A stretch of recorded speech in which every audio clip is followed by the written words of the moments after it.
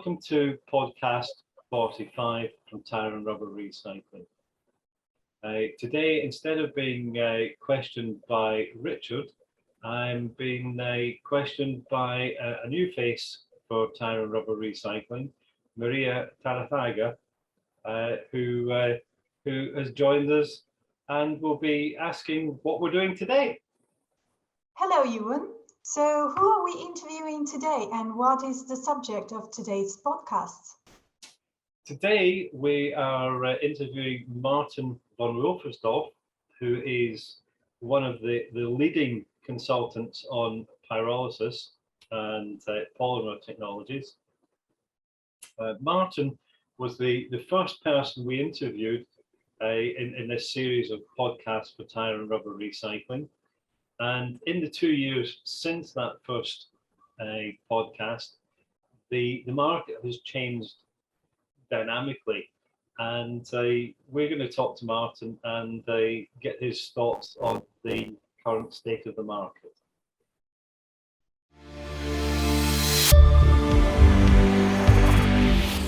Good morning, Martin.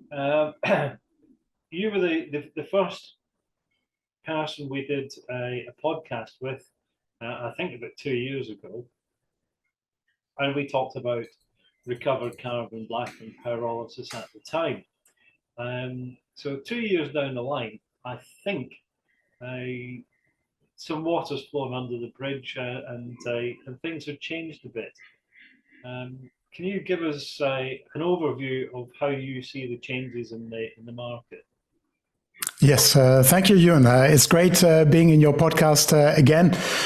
I think the biggest change, really, apart from the scale up and the industrial volumes, the biggest is really a paradigm change, where the industry moves from being a recycling industry, from recycling tires into an industry with a new paradigm, a product-driven industry, a sustainable carbon black alternative, recovered carbon black. So, and that product focus, of course, has a lot of requirements, quality control, a selection of the feedstock, and that really is the major enabler for the industry. Yeah, so we've seen the likes of Enviro in Europe. We've seen the likes of Enviro, Pyro, Greenval in Spain, and I believe Alpha Carbon in France, doing quite well. And we are aware of companies like Surtec that are scaling up plants to produce high volumes. We've got Boulder coming into Antwerp, again with high volumes, and these guys have all got proven technology. How do you see this change in the market with these larger scale players making inroads? What will happen to the smaller players who haven't yet made any headway? I'm avoiding mentioning names. Okay. Yes, I see what you want to ask. There's, of course, the high-profile players you mentioned, and all of them go or plan pretty big production volumes, which is what the industry is needed. There's the market pull. So not only the paradigm change has happened on the supply side, but also on the demand side. I did in 21, I did a survey with the global tire industry, and 65% of the global tire industry, 65% of the production volume have recovered carbon black on the radar as instrumental part on their sustainability journey. So there's the market pull. I'm just about to update my market report with Notch Consulting, so we don't have precise new numbers, but I still think the old numbers hold. There will be a big increase ramping up to about 800,000 tons. I think Michelin said 1 million tons by 2030. These are big volumes. And maybe the industry in delivering that supply capacity is a little bit late, maybe 6 months, maybe 12 months due to ship shortage, due to steel shortage, also due to COVID. There's a number of players that are slower running, even with pretty good technology. These are startups, and they have a high number of challenges. Finance is one. If a company isn't fully financed, doesn't have a strong backing investor like BASF, like a tire company, it's very, very difficult to get the daily burn rate and the monthly burn rate of paying the staff, of doing R&D. It is very, very difficult. So there's a number of good companies with solid technology that are slow running, that are maybe not part of that major scale up because of some issues. And other challenges, permitting, product registration, end of waste, REACH. Now we got the good news. Now there are two companies that have partnered, Circtec and Alpha Carbon, with the REACH registration for recovered carbon black, which in turn makes end of waste easier because you can only register products. So if you have a product, you don't have a waste, which is good. But these companies need to run through, they need to inquire with ECHA, they need to be mapped to that REACH registration for recovered carbon black. And then they can participate in the REACH registration. I think smaller companies are still viable, as well as, we all know the tires are not all in one place. And that is the difficulty of these major sites that tend to be in Benelux, in the big chemical parks, Antwerp and Rotterdam. That's not where the tires are. So some of these companies have port access, and they intend to take in tires by barges, pretty much like furnace carbon black producers take in heavy fuel oil, carbon black oil feedstocks by barge, thousands of tons in one barge. And that, of course, is a difficult supply chain. Someone needs to collect all those tires, put them in a barge, deliver them to the plant. So that is a challenging supply chain. Excuse me. Speaking of supply chains, we're currently running some figures on the UK tire export scene, and depending on which set of figures you look at, somewhere between 50 and 75% of the UK's waste tires get exported. So the remainder largely goes to cement kilns, and I'm hearing from people in the crumb rubber sector that they cannot get feedstock. So we then have a couple of proposed large projects in the UK, looking at 50,000 tonnes per year, and they, I believe, are having feedstock issues. We've seen Wastefront have engaged Gateway out in Dubai to acquire tyres for a plant in Sunderland. It is feedstock being challenged across Europe by particularly the Indian recycling sector. India is importing a lot of end-of-life tires, although they have, millions of tons arising every year. I think the figure is 2 million tons, which is just shy of what we have in Europe, 3.5 million tons. But the logistics and the collection is not so good that the tire pyrolysis companies, tire recycling companies, including also reclaim companies, can easily access their own domestic tires. And of course, when you look at sustainability, we need to look at sustainability with a holistic viewpoint. We cannot just have a nice process, recycling process, but the scope 3 emissions are in the supply chain, upstream, downstream, and then it doesn't make sense to source the end-of-life tires from very far and to sell the product again very far. That is not really sustainable.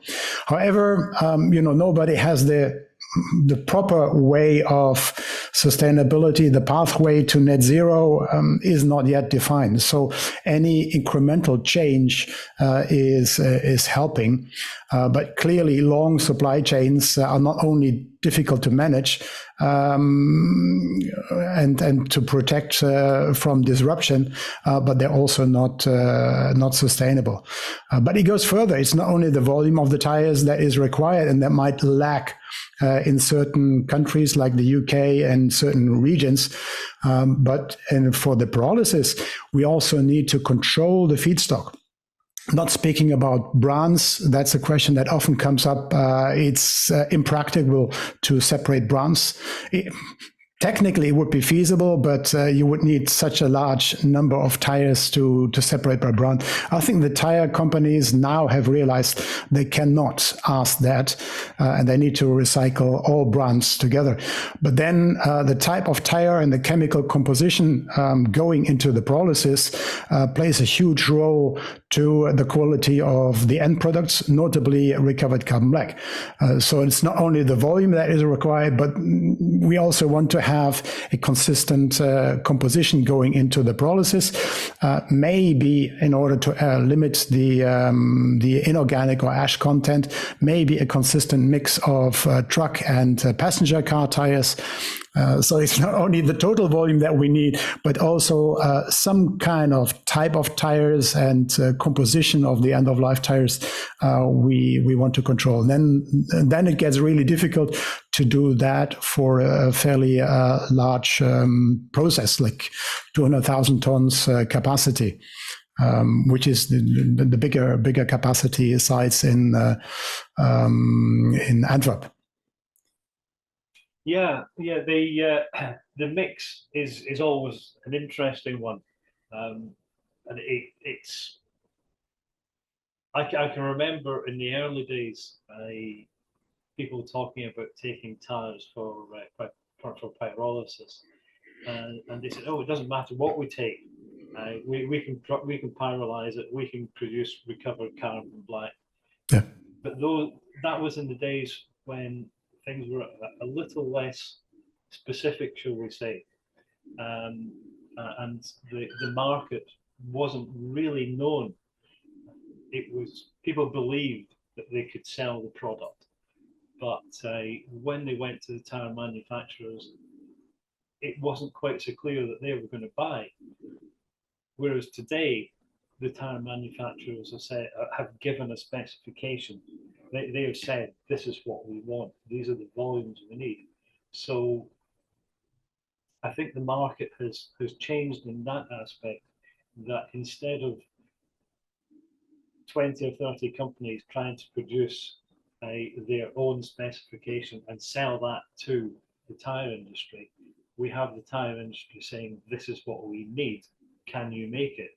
Do you think that's made a difference to the market?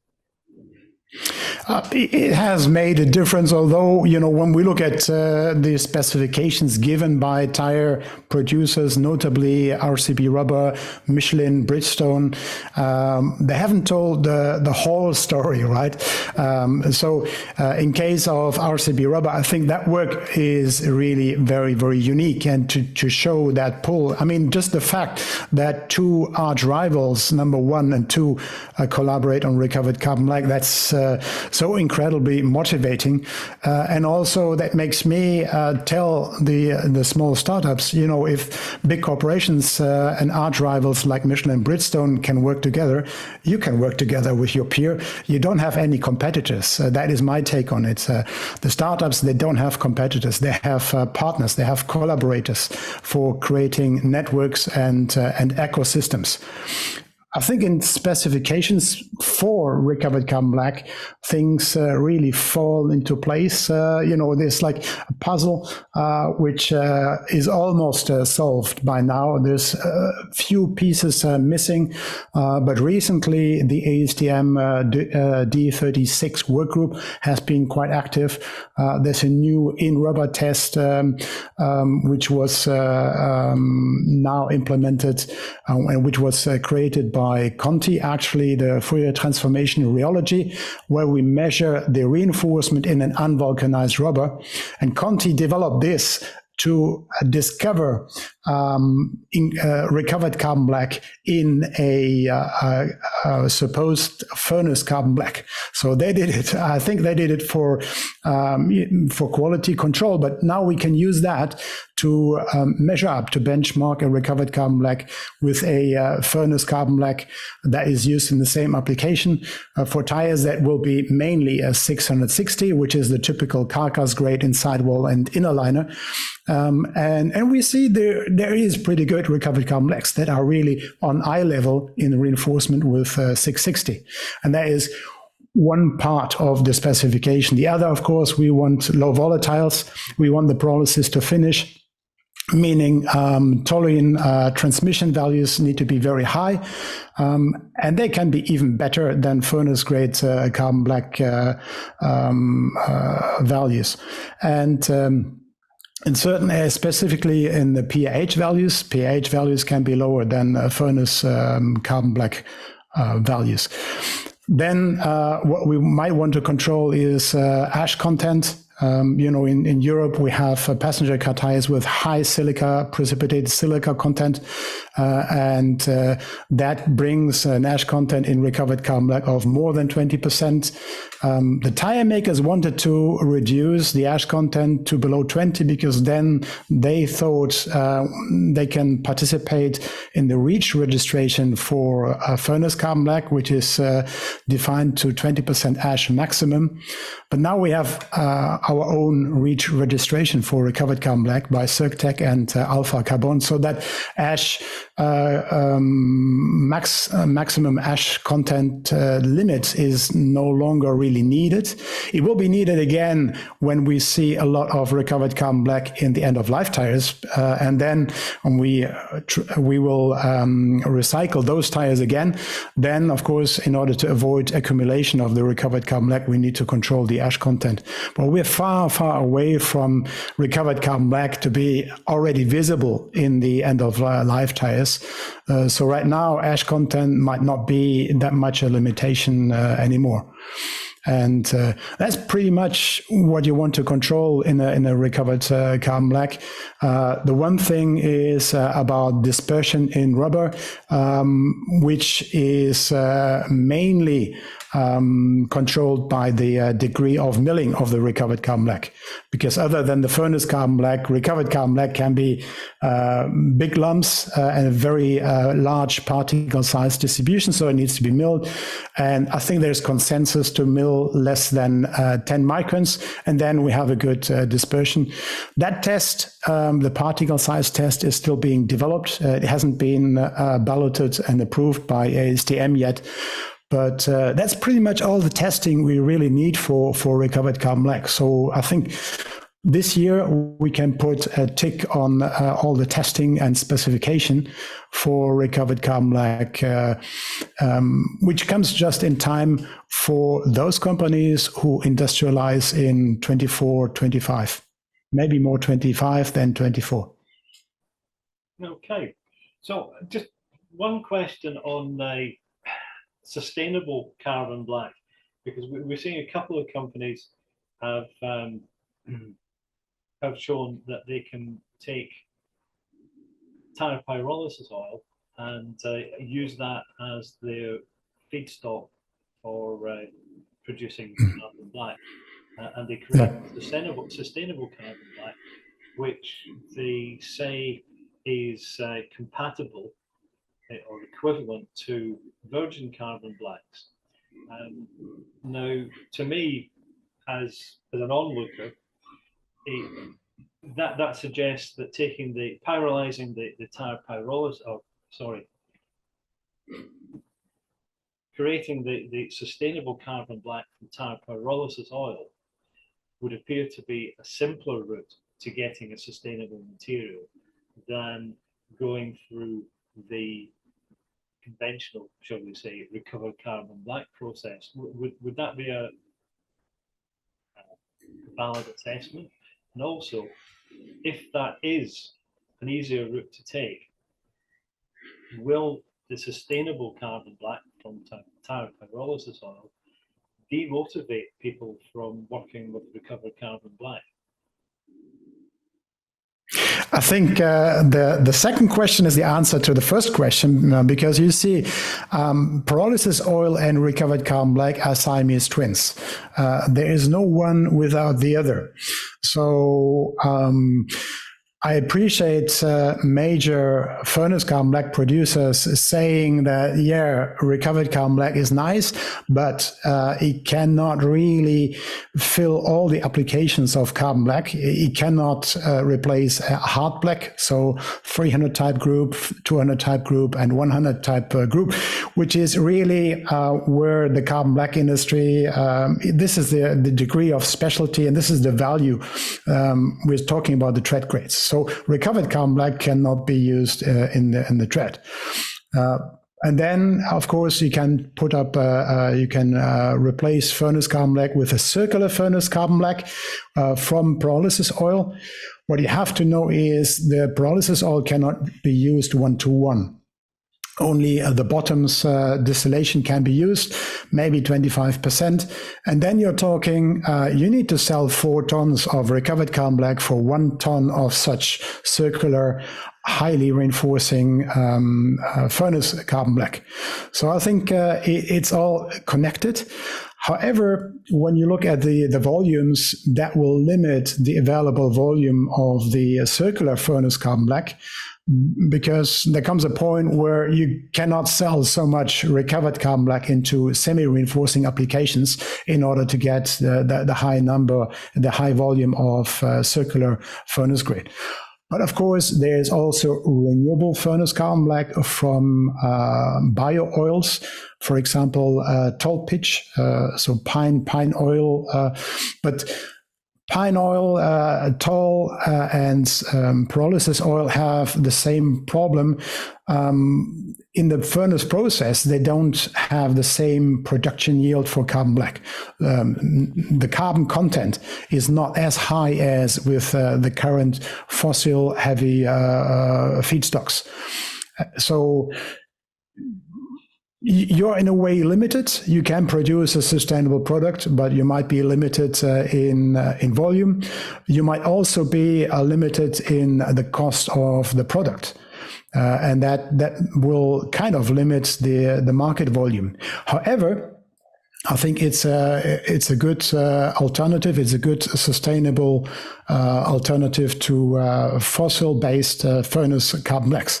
And then if we zoom out all of this, carbon black has already been replaced with silica. Silica is competing with carbon black. We have several sustainable carbon blacks, including also methane pyrolysis carbon black, which is also only soft black, so semi-reinforcing, not the highly reinforcing.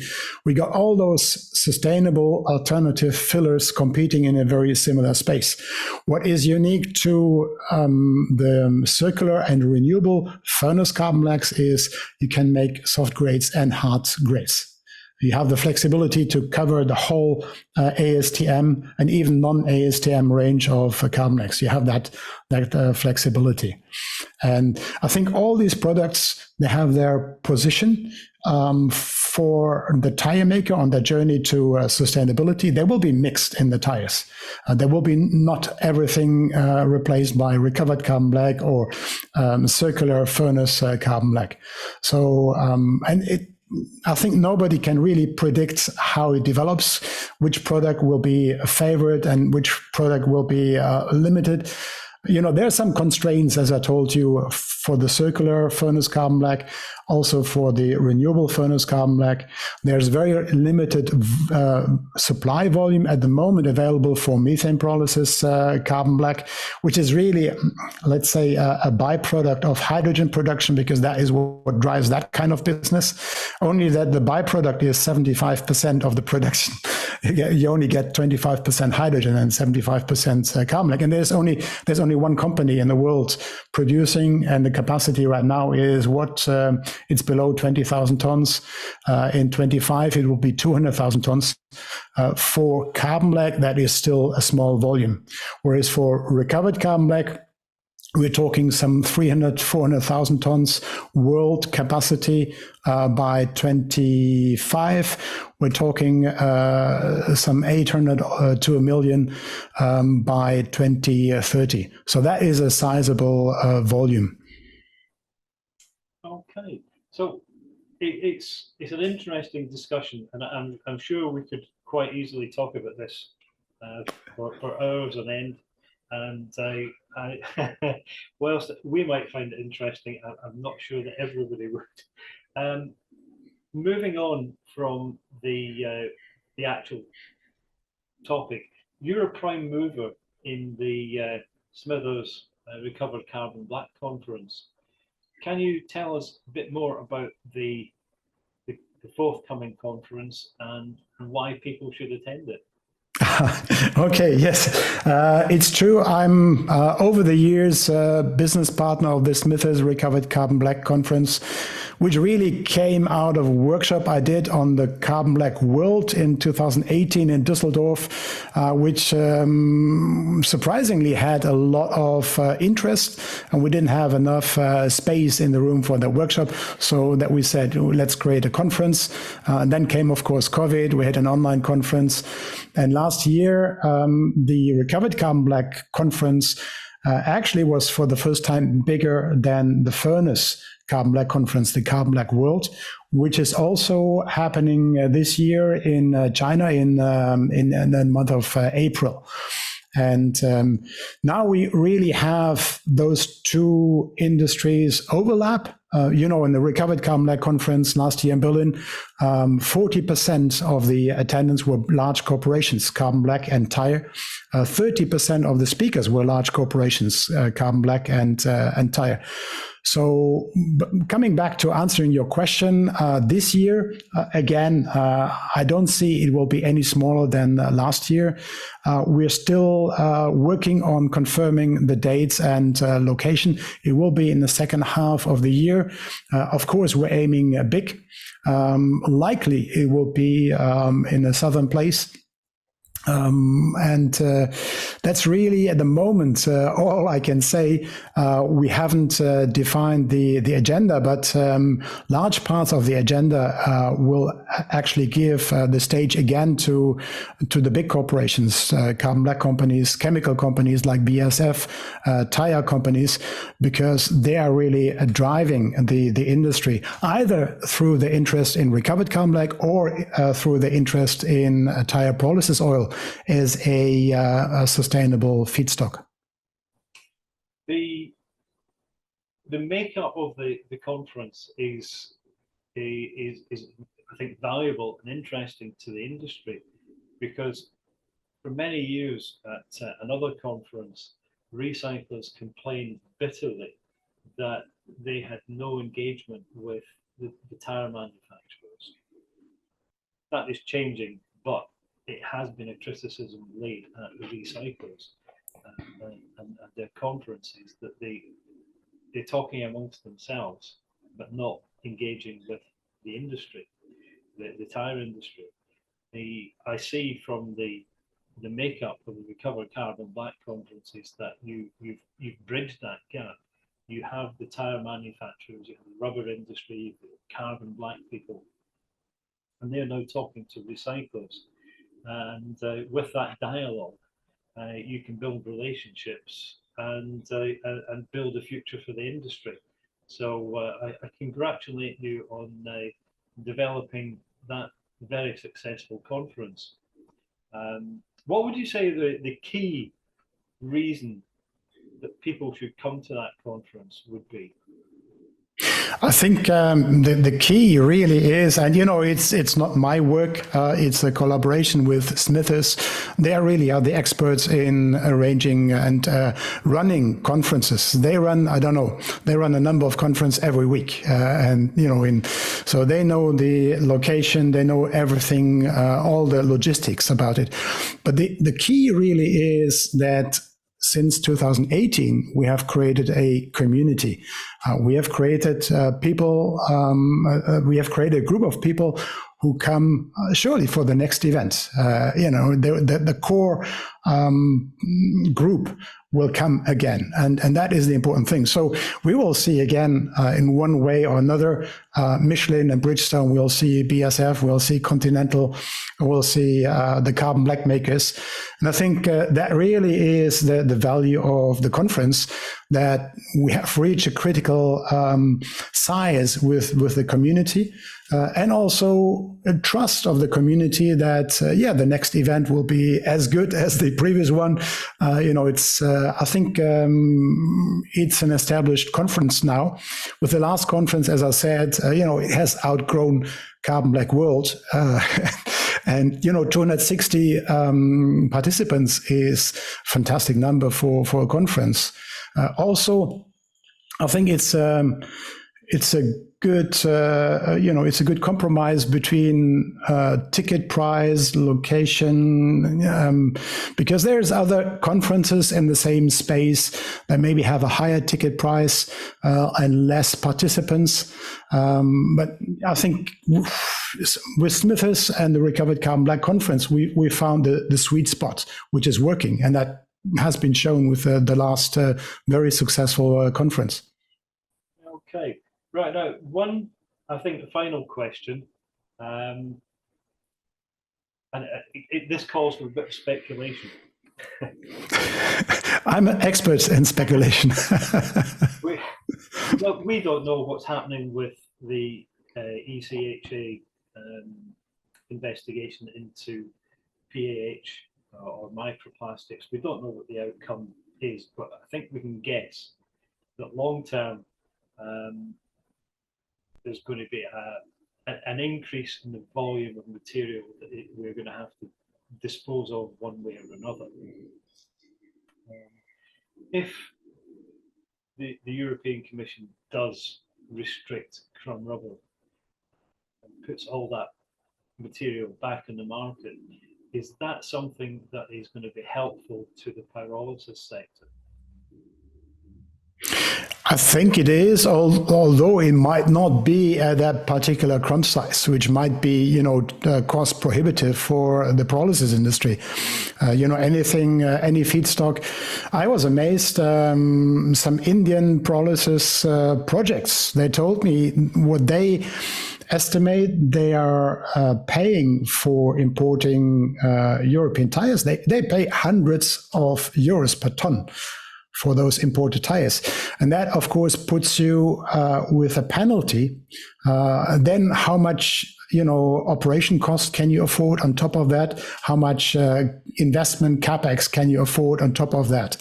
And it's a little bit like that. We have that powder crumb capacity, which is pretty big. And, it's almost like this is the established recycling routes for tires. If you go material recycling, you're talking about crumb right now, because then the thermal recovery is cement. And both industries are, let's say, consolidated, almost, mafia-alike. So the question is, how can the existing crumb capacity, what can they do with the machines they already have, right? And the answer is not easy. Also, and then there's changes happening on both ends. On the one end, there's changing maybe with ECHA and the crumb. On the other end, the cement industry is changing from rotary kilns to what they call calciners, which get a powder feed. And so they will not be able to use whole tires in that calciner. And also, I think powder feed, it's cost prohibitive. You wouldn't granulate to a fine powder and then burn the fine powder. I mean, that would be very cost prohibitive and would not make sense for sustainability either.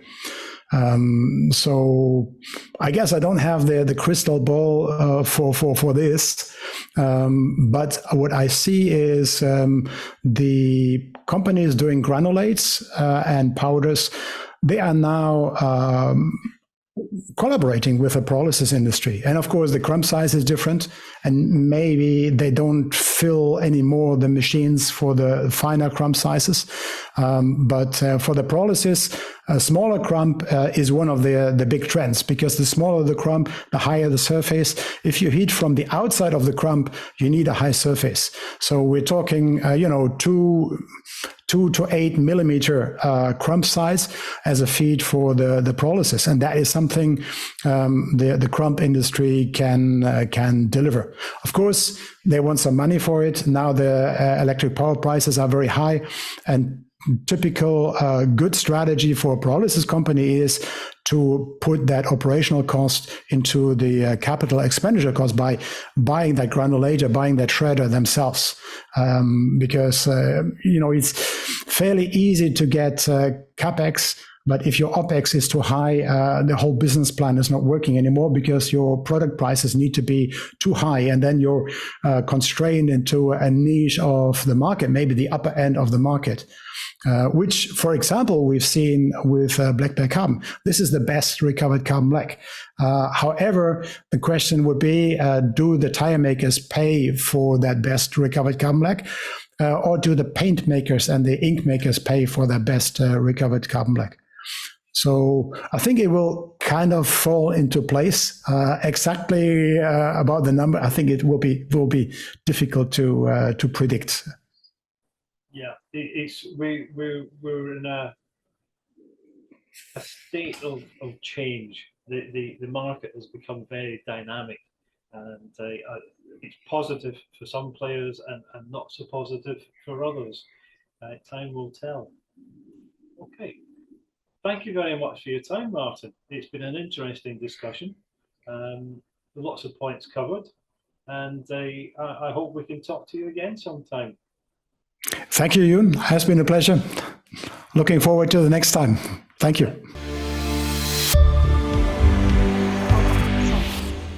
Well, that was a really interesting discussion with Martin. Thank you very much. Ewan, what do you think about this discussion?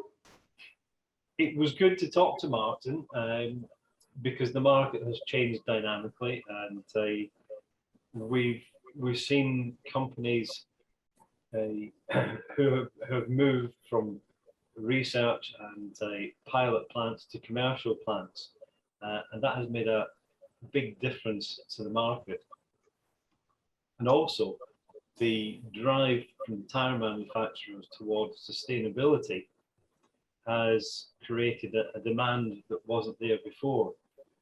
Previously, the pyrolysis projects were going to the industry and saying, this is what we produce, is it any use to you? And mostly the tire companies were a bit ambivalent about it. But 2 years ago, Michelin and Bridgestone turned around and said, this is what we want, and told the pyrolysis sector what sort of specification, what sort of quantities they would need, and that has changed the market. We have seen companies like Pyrum, Enviro, Boulder, and a few others start to sell plants and start to sell produce, and the market has changed from one where there were lots of research and development projects to one where it has now become commercial, and that has been a big change. Martin also discussed briefly the Recovered Carbon Black Conference, which has been an amazing success, and one that we will hopefully be attending again this year when it's announced. So that's it for this episode.